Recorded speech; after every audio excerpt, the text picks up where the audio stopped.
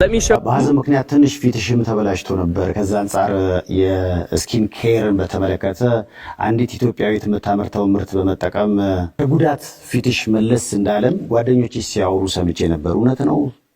አዎ በጣም እውነት ነው። ሁሉ ጊዜ ሞይስቸራይዘር ማድረግ ያስፈልጋል፣ ሰንስክሪን ማድረግ ያስፈልጋል። እና የሀዘኑ ሰሞን እንኳን እሱ ላስታውስ ቅርና የራሴን ትቼዋለሁ እና ግን ለካ ሳላስበው ሙሉ ለሙሉ ፊቴ ተብላሽቶ ነበረ። ሰው ከሀዘኑ የበለጠ እኔ ፊቴን ሲያይ በጣም ድንግጥ ብሎ የማይሳቀቅ የለም። ወርሃፕን ይሉኛል። እዛ ትኩዬ የምትባል እስራኤል ሀገር የምትኖር የራሷ ክሊኒክ በየስቴቱ አላት። እስራኤል መጠቀም ጀምሬ በ2 ዊክስ ነው እኔ የመጀመሪያው ሳምንት ነው ለውጡን ያየሁት። 2 ዊክስ 3 ዊክስ ሙሉ ለሙሉ ጠፋ እንጂ ፊቴ እንዳለ በቃ ተወሮኝ ነበረ እና በጣም ያስደነግጣል። አድራሻዋን ትሰጪኝና ወይ ትንሽ ነገር አወራታለሁ። አንቺ ከመሰከርሽላት በጣም አሪፍ ፕሮዳክት መሆን አለብን።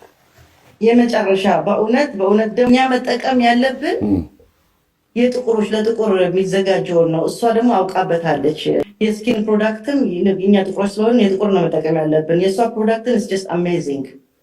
በአንድ ጊዜ ነው ሙሉ ጫሉ ያጠፋልኝና እንደዚህ በመላዝማ ወይ ፒግሜንቴሽን ወይ ደግሞ እኛ ጥቁር ነገር ፊታችን ላይ ወጣ ነው የምንለው፣ ግን ማዲያት ነው ስሙ። በደንብ አድርገን ጠርተ ነው ሳንፈራ ጠርተ ነው እንደዚህ እርዳታ ምናምን ማግኘት ያስፈልጋል።